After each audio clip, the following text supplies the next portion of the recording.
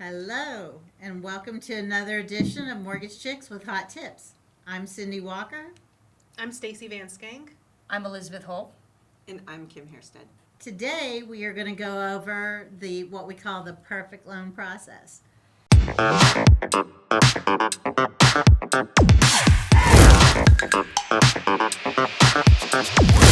We just want to kind of give you guys an overview of what happens to a loan. Once we take your application, we know that not many people understand exactly what happens with a loan file, myself included before this.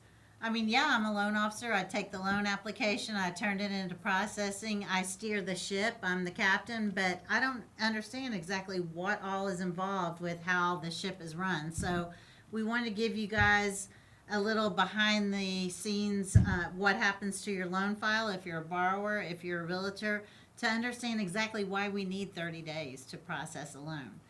The departments that are involved are processing, origination, compliance, closing department, secondary, which sets the rates, locks in the rates, funding. So there's quite a bit of irons in the fire. So we just kind of want to explain to you kind of each step of what the loan goes through. And I'm going to start with loan origination. As a loan officer, I turn in the loan application. I discuss with the borrower if you want to lock in your interest rate, and we lock you in for however many days we need from time of application to closing. We order out your disclosures because there's a lot of disclosures involved as far as loan disclosures that the borrowers have to either e-sign on the computer or physically sign in person. Most people, 90% these days, e-sign on the computer. And we discuss the loan programs with you, how much you're putting down. If you put this much more down, maybe your mortgage insurance will be less. So I'm not going to get into all that, but we discuss loan programs. We request any updated income, asset, any kind of verifications that we need based on the bank statements that you provided to us up front, the tax returns, the pay stubs. We get all, as much as we can. I want to turn in a complete loan file so we don't have to come back to you in the 11th hour and say, we're missing this, this, and this. I know I might torture you a little bit up front, but you're going to be happy in the long run because we're going to get as much as we can up front to avoid any snags in the end. You know, Cindy, I'm glad that you said that because when I talk to my borrowers, I always talk about telling the story. Mm-hmm. We want to narrate the story. Mm-hmm. So the more documentation we can provide, that allows us to narrate. If they provide us less and less, the underwriter therefore kind of takes the driver's seat and they narrate. So that is the importance of getting us those docs up front. Yeah, and I put in a good note to my processor. Here's what's going on. They're paying this off. They're using this account for funds to close. I just want to provide a good, clear story so that there's not a lot of miscommunication down the road. And then I turn the loan into processing, and processing takes over. There's a lot to do when there's processor goes there because that depends on the property type. So if we have a condominium, we have to do extra steps. So that in a condominium, we have to put that loan into the condo department and let them know, what's going to happen with the loan from here because we have to get the homeowner's documents, we have to get the budget, we have to get the declarations of the condominium. So all these items that we need in order to get that condo approved on top of getting your loan approved. Yes. So that's huge as well. And I always ask to add a little bit of time if we have to do a condo because condo associations are so slow to get back with us. They are. So that's a good point, Cindy. When you know you're going to buy a condo, we try to get the realtors to get us all the documentation up front. So we can see even in the beginning if that condominium is going to be an approved condominium or if we're going to have to do a non-warrantable loan, and try another route than actually go conventional with that loan. Because condos are just a little bit more difficult because there's things that we can't control like the homeowners association. And I know recently I've had some where they don't like to answer all of our questions. So the faster we can get this information, the quicker the process, which again I love about Van Dyke that we try to do this in the beginning. It makes it a little bit easier for our condo buyers.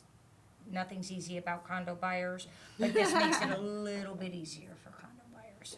Yeah, and you want to make sure when you're buying a condominium that association is a strong association. You don't want to buy into a condominium that doesn't have a good, strong background. Absolutely. And that's important. So that loan from that point goes to our junior processor, and our junior processor is going to order the title work from the title company.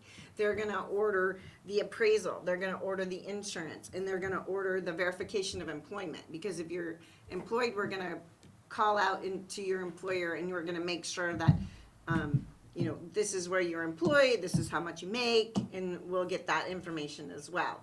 So these are all what we call a junior processor's job to get this stuff done before it goes to the regular processor. Absolutely, and especially on verifications of employment, because we have so much at-home employment now, getting those letters that your corporate office is in Maryland and you're here in Florida, Right. letting us get that letter in the beginning that says you can work remotely, another great thing.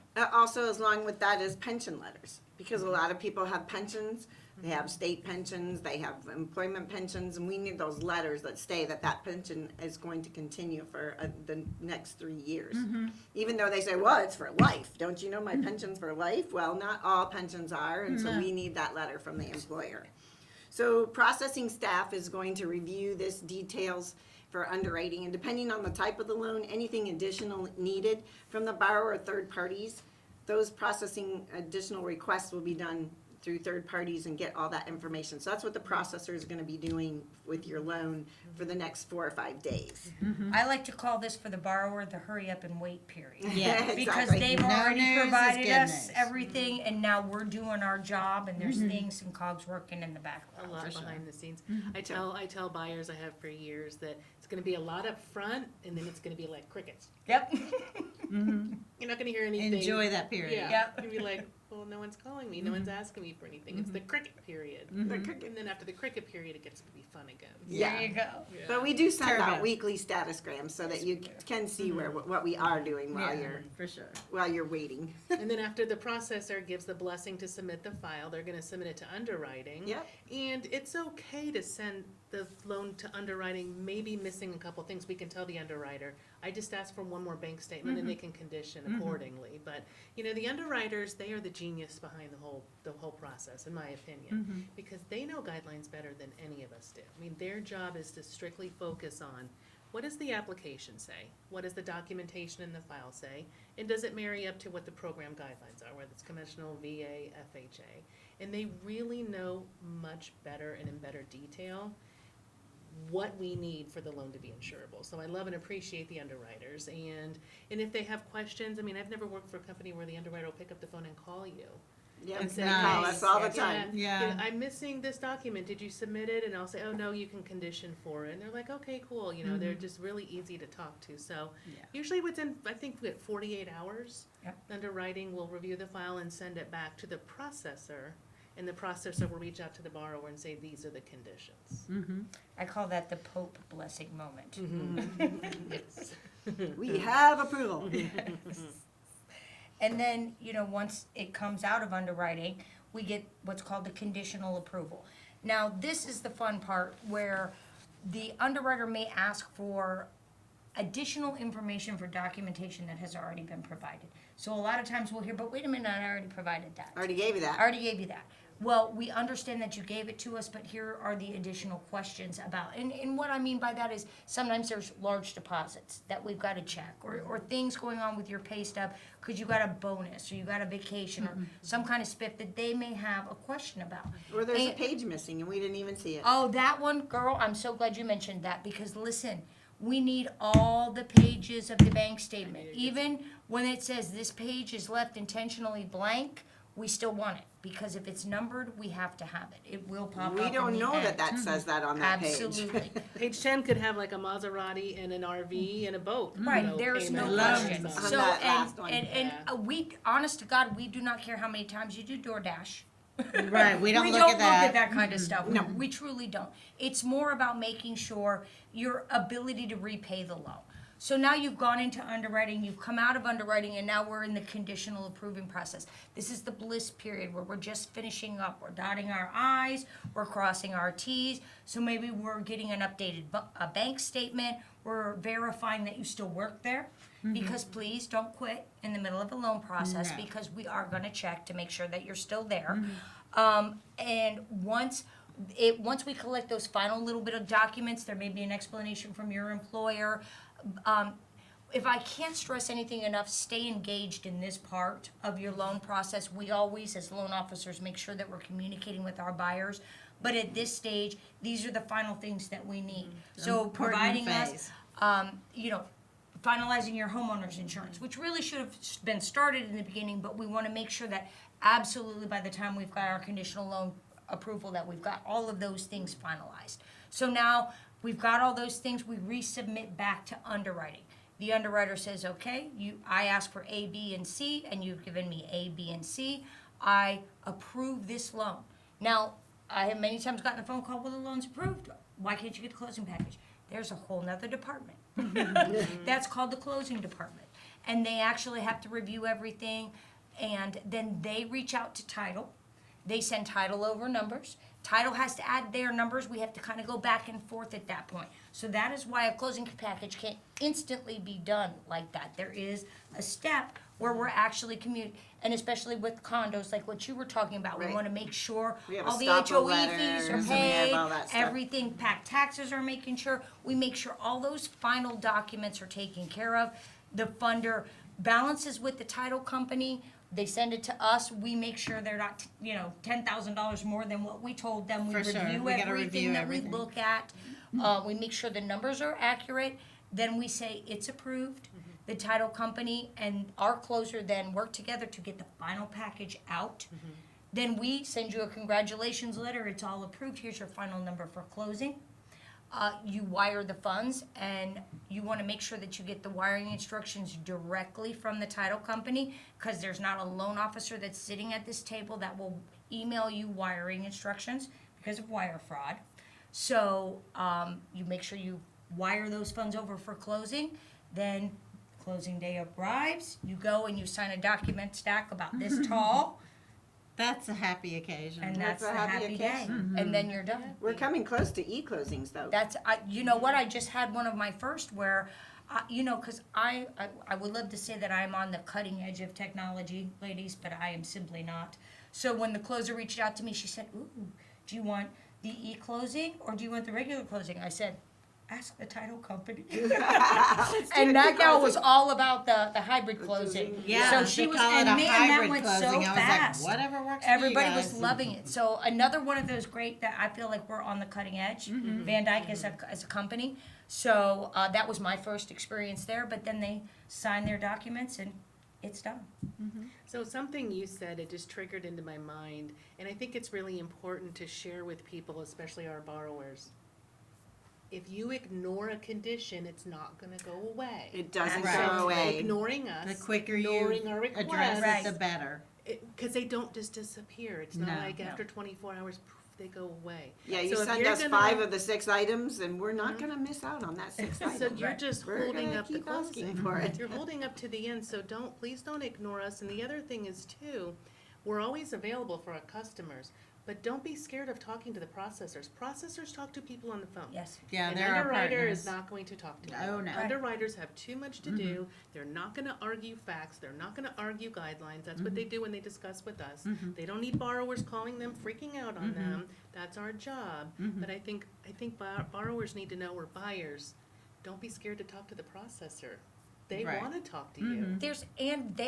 This is what they do for a living. So there may be an alternative document that you can provide us that gives us the same information. So if you look at that and go, oh, I can't provide that, reach out. Because there may be a way for us to provide the same information. Perhaps, I know, in some cases, we can verify your bank statements. If it's not quite out, we have a third-party Electronically. service. Right, that we can pop in and do a one-time access to your account. So if you're too busy, I had a firefighter one time, and they worked 24, 48-hour shifts, plus he was a full-time student. So trying to even get the minimum stuff to me was difficult. Reach out to your processor, reach out to us, because we have alternatives Right. that might make it easier for you. Yeah, our Simple Nexus program, our portal that we would use, is all secured. So anytime you go in and do a loan application, everything gets uploaded into that portal and everything's secure. So if you're putting bank statements or paycheck stubs or driver's license in there, it's all secure. So you don't have to worry about that. And you can easily do your electronic bank statements right in there as well. Ooh, I just thought of something else.